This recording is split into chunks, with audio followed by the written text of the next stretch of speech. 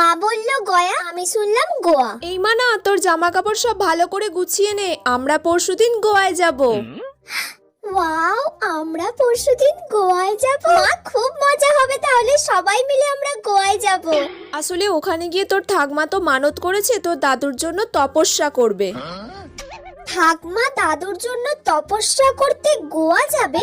মাথাটা তো খারাপ হয়ে গেল নাকি? তোর যা জামা কাপড় আছে সব গুছিয়ে নে। ও মা, আমার সব গোছানো কমপ্লিট। বাবা, গোছানো হয়ে গেল এক্ষুনি? কি কি জামা কাপড় নিলি? 3টে ওয়ান পিস নিয়েছি, 2টো শর্টস নিয়েছি, ব্যাস এইগুলোই নিয়েছি। এই মেয়েটার কি মাথাটা খারাপ হয়ে গেছে নাকি? ও গয়ায় যাবে, গয়ায় গিয়ে শর্টস পরবে, ওয়ান পিস পরবে। এইসব জামা কাপড় তুই কেন নিয়েছিস? গয়াতে গিয়ে তুই শর্টস পরবি, ওয়ান পিস পরবি? তোর মাথাটা খারাপ হয়ে গেছে নাকি? গয়া? আমি তো ভাবলাম গোয়া।